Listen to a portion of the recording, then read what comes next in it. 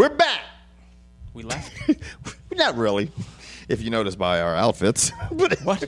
No one's ever picked up on it? yeah, you know, Kevin, you got the same shirt on each time. I'm like, no shit, motherfucker. Football, Yes. NFL, and college going to be covered here, right here. Yeah, we're going to start with the NFL shit. Is that what we're going to do? Want to do that? That Yeah. sounds good. The Eagles look like dog shit. They've turned the ball over 12 times in 3 games. Michael Vick, you are on a short leash. No. No, that's not a dog joke. Now, before we get started with this was I found there's so much to me over the last few years, the level field, the playing field in the NFL The fuck has is got a really level level. field? I'm making up shit. The level field has got really plain in the last few years, but it's got very even. It really has. I mean, I'm in a suicide pool. Mm-hmm. If you guys don't know what a suicide pool is, I'm really not going to take the time to explain it. But Real quick, you pick one team to win. If your team wins that week, then you go into the next week and you got to pick a team you haven't picked before. right, if your team loses, you're out of the pool. You said you weren't going to explain it. Okay, well, I I thought we shared. I was But, trying to help out. The suicide pool I'm in, 585 entries. 585 entries. That 100 pounds, that's what, $58,000 you win if you win the suicide pool, right? So it's winner take all, first place? Winner take all. For example, if the last week you and I both were left in the pool, you know, we had got through week 17 without getting eliminated, then we'd split the 58,000. But You split the shit with you. it's crazy because, you know, the winner usually gets to week 14, 15, 16, 17. We started out with 585 people in the suicide pool. It is down to 90 already. 3 weeks. 3 weeks. I mean, with New Orleans, and I'm out. I picked New Orleans. Now, let me tell you something. The teams I had yesterday, New Orleans and Detroit. Do you remember how both of those games ended? Overtime. Yeah. I was fucking screaming like a fucking donkey in the middle of the fucking bar. They were like, you need to leave, motherfucker. Anyway, so it's a lot of parity in the NFL. In other words, Detroit ain't all it cracked up to be, and New Orleans is really desperately missing their head coach and someone on defense. Because I had somebody argue, Saints had a really good defense. Saints' defense last year was 23rd. That's not really good. Yeah, and if you look at who was coaching New Orleans before. Who? Who was coaching New Orleans before Sean Payton came? Your defensive coordinator? Yeah, that and motherfucker's pure ass, dude.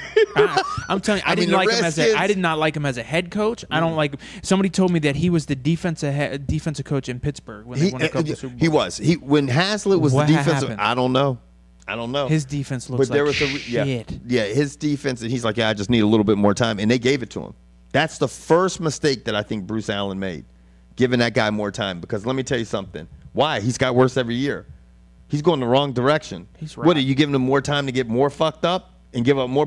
I know what they're doing. They're giving him more time so that More players can get hurt. the defense can score more points and break the NFL fucking record. Because that's what we're on way to do. I don't think that's Anyway, gonna happen. only thing that could be worse than Jim Haslett are the referees. Yeah, I guess it's bad. I don't, dude.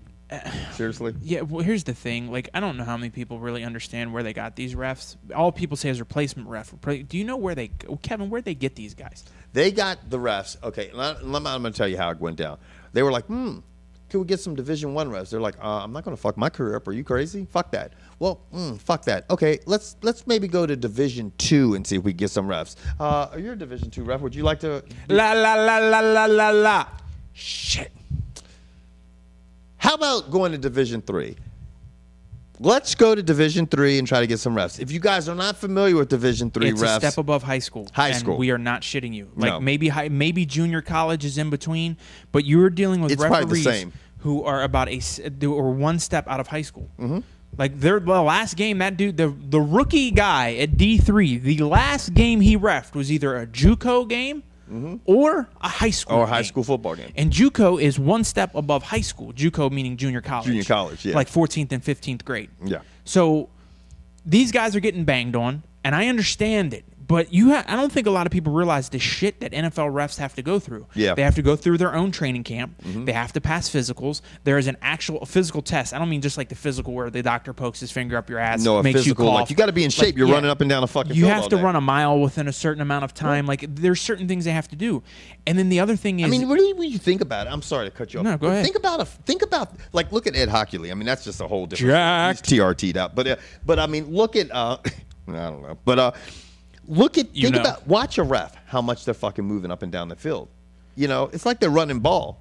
and here's the other thing. Think Without about playing from your high school team, Mm-hmm. and then immediately the next time you play, you're going to play at the pro level, whether it's basketball, baseball, football. You just went from high school to the pros. Right. And you're not Bryce Harper. Right. It's crazy. The speed changes, the rules change, the feel, everything. Shit is happening faster. You're not seeing. That's why you get those motherfuckers looking at each other going, more often than not, that motherfucker who throws the flag is like, Yeah. The only people I'm going to tell you what's going on. There's one position in the NFL. There's one that like it. I'm telling you who it is. It's the corners. oh, yeah. Because they're like this. Yeah. And I'm going to tell you what, a buddy of mine God damn. A buddy of mine wrote on his Facebook thing and said, do you think the defensive players are, he said he feels the defensive players are basically playing.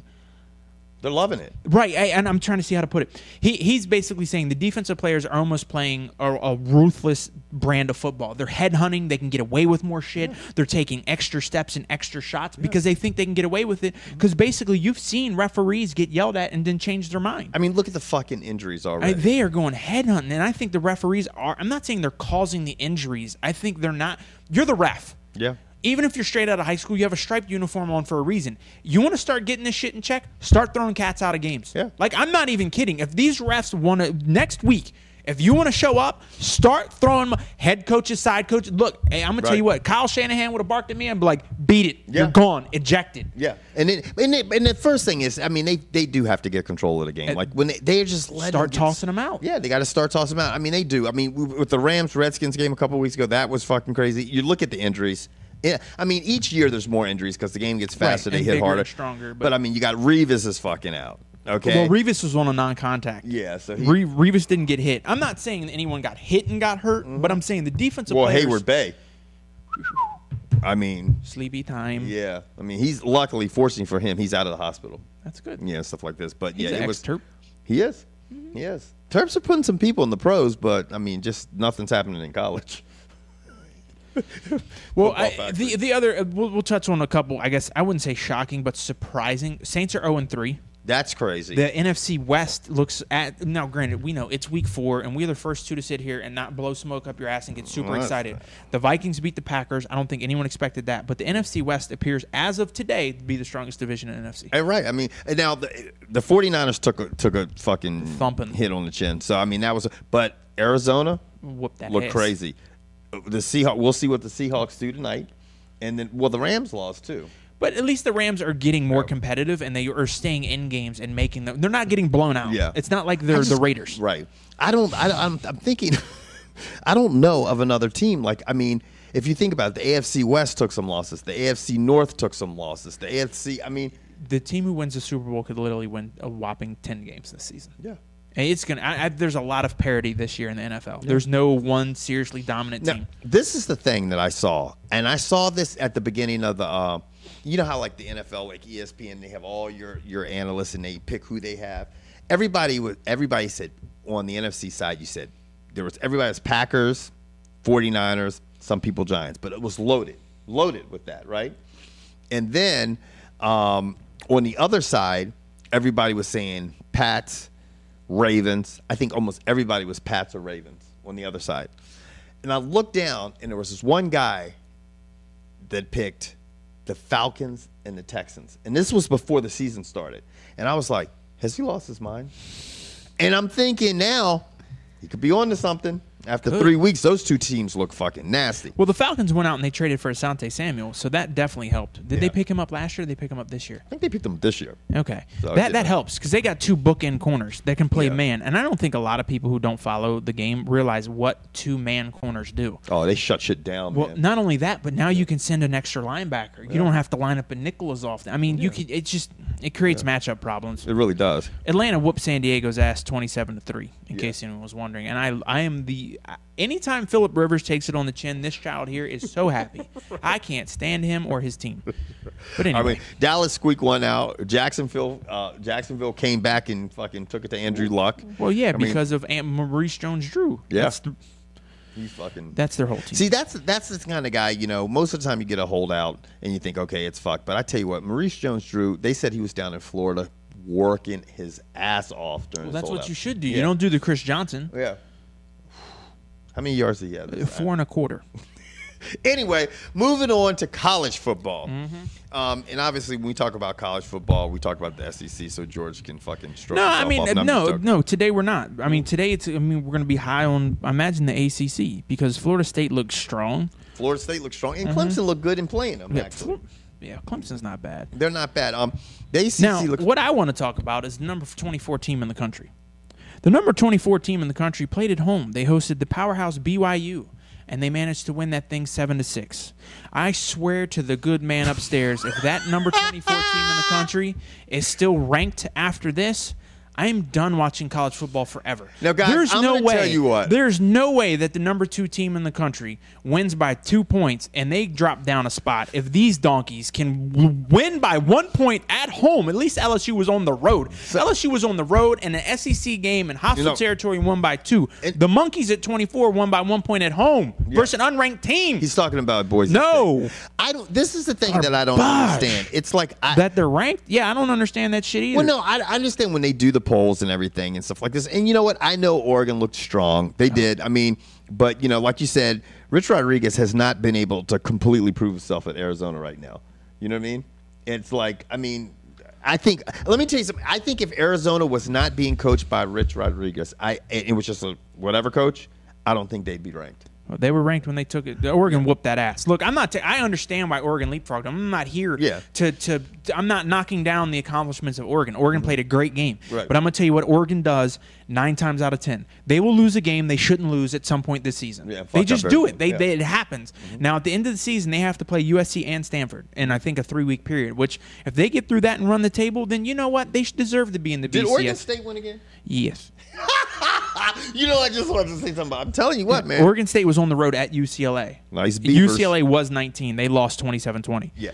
I think there's only one other. If you look, I think there's only one other big game, 2 big games to talk about. Florida State looks strong. Yes. Florida State looks strong. Georgia is having a season so far. And they have a now weak we'll schedule, say this. too. When you look at LSU, who got leapfrogged by Oregon, I was telling George, I was like, it's the funny thing about LSU, they have such a crazy fucking schedule every year, and they always play a game against an SEC team, and you're like, ooh, that was a pretty close game. Yeah. But LSU always manages. You don't never see them have close calls against teams they're supposed to No, beat. like this week, unfortunately, They got Towson, who is a school by us in Baltimore, Maryland, has the unfortunate pleasure of traveling to LSU. Godspeed. Now, Notre Dame. I don't want to say they're back because in reality, if they do this next year, then they're back. Do it for. I mean, we saw them do it 1 year when Tyrone, what's his name, Willingham was there. Right. They had a season or 2 like this, but it's Pretty decent. in college you have to sustain this. Yeah, you got to. I'm Notre Dame being good is great for college football. It is same good with for- the Yankees. Same Yeah. when the Lakers are good. Same when the Celtics are good. It's good. It's just good for college football. Yeah, when the people Notre like seeing Dame the dynasties come back and stuff. They have a huge following. I mean, Notre Dame is doing it this year. They are now. I don't know what Michigan's like. I mean, Up that and still down. remains to be seen. But the fact is you're right. I mean, for the last few years when they had Davis as the coach, Notre Dame was a 500 team. Bob Davies? and a little bit better. Was that Bob Davies? That was few a years back? way Tyrone go back. Williams? I mean, you know who was with the coach before? It was old Snack Pack. yeah. Oh, gastric bypass. Oh, I want to sue the company because it didn't work. Oh my God, I forgot. Yeah, about from the Patriots. right. I can't remember his name for shit. I know he's coaching again in college. Charlie Weiss. Yeah, Yeah, but so rotten.